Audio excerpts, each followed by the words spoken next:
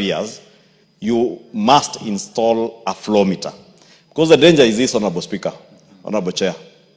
And I know the Honorable Kimani Ichugwah had mixed up his earlier statement when he called you a teetotaler, and I am the teetotaler. And he knows, being an elder of in my church, you're also mixing up anything close to alcohol. You're also mixing issues. I don't take alcohol also.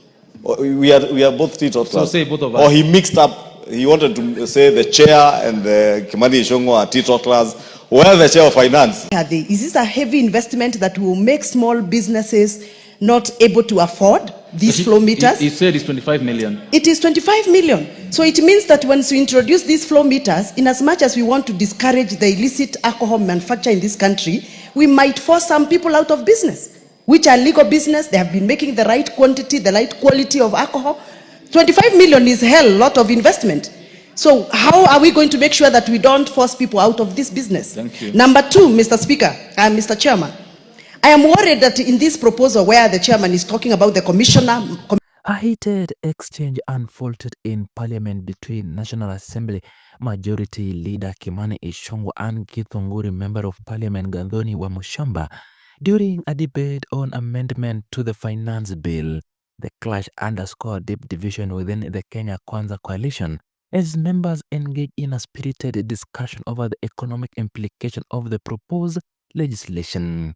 The confrontation began during a deliberation over taxation measures targeting local manufacturing and the regulation of the alcohol industry. Ichugwah, while defending the provision include the installation of flow meters in distillation, maintained that the proposals were necessary to curb revenue leak and counter the threat posed by illicit alcohol in the country. However, Wamushamba raised concern about the impact of such a regulation on small-scale businesses, particularly in rural and semi-urban areas. He added that some of the measures would disappropriately affect legitimate local enterprises and potentially force them out of business due to high costs associated to compliance. Our position reflects a growing sentiment among some legislators who believe the bill fails to protect vulnerable sectors of the economy. The disagreement escalated as both legislators challenged each other's motive and commitment to their constitutes, while Wamushamba pushed back against what she described as economic elitism in the bill, while Ichugwah accused dissenting voices of undermining collective decision made within the ruling coalition leadership. This exchange is the latest signal of widening crack in the ruling alliance, with several MPs expressing dissatisfaction over the lack of consultation and the fast-tracking of the controversial proposals.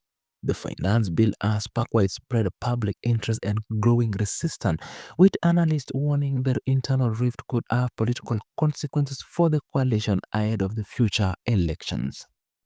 Thank you. Back to move. I propose a question, therefore, that the new clause 41A be now read a second time. The majority leader? The commissioner must abstain.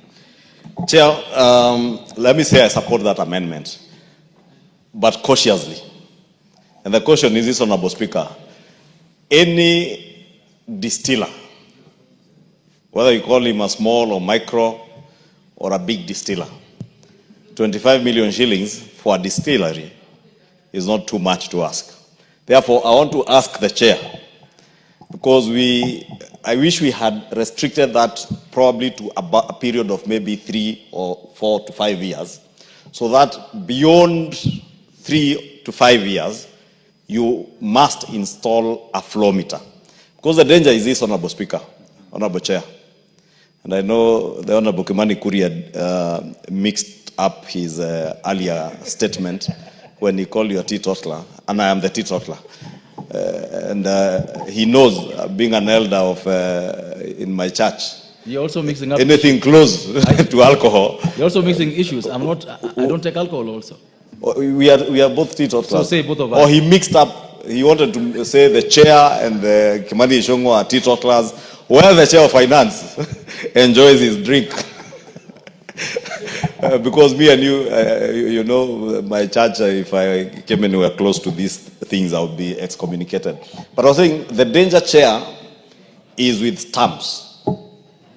Chair, you know, whether it is cigarettes, whether it is drinking water or alcohol, the affixing of stamps on bottles and cigarette packets has been riddled in the past with a lot of many fake stamps. Many done from China. They are sold in the streets, back streets in downtown Nairobi. Therefore, maybe I would want to ask Chair, maybe in the subsequent bill, we restrict this flow meter business to a period of a maximum of 3 years. After 3 years, anyone who is in business should have made money to install the flow meter. Because the flow meter, you will never cheat. But with stamps, cheating will become the order of the day. So I will support for now, but probably ask the Chair, maybe in the next year, to ensure that we restrict that particular provision to be time-bound, maybe to a period of 3 to 5 years. Any business that has operated for 3 to 5 years in the distillery world should be able to make money. And lastly, Honorable Speaker, although it's overtaken by time, let me support the issue of regulating the production of methanol. Because if there is anything that has killed people in this country, especially young people, is consumption of illicit alcohol. The illicit alcohol that is sold to many people in our villages is not ethanol. Most of it is methanol, an industrial alcohol that should never be consumed. Therefore, controlling its production is very commendable, and I thank the committee. Thank you. The member for Githunguri. Chair, thank you very much. I rise to give my reservations to the proposal that is made by the Chair regarding flow meters. In as much as I support any effort to regulate illicit alcohol manufacturing in this country, and in as much as we come up with such recommendations like introducing flow meters, we need to be careful.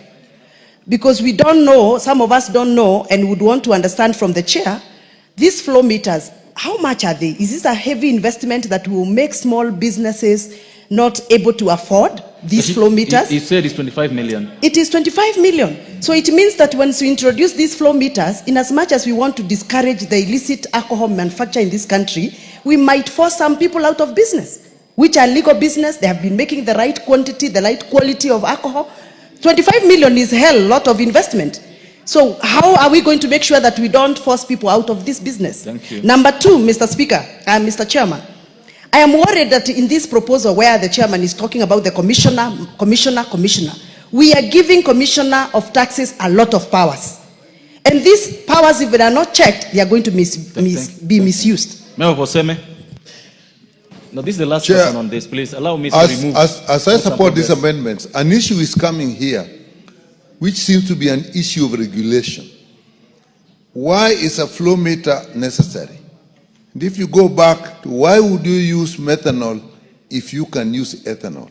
So the question that is coming to me we should look at, and then maybe we'll have to look at, is there some regulatory function that is left loose so that we are trying to solve that through taxation, where we would have actually just needed a regulator who would know we need that. So I think that is, Mr. Speaker, that's what I think we should look at in the alcohol industry. How is the regulation done? What are we missing out? I support. 1 minute. Thank you. 1 minute. Honorable Kaluma. Yeah, I have a question to the chairman. Chairman Finance, I have a question. Order.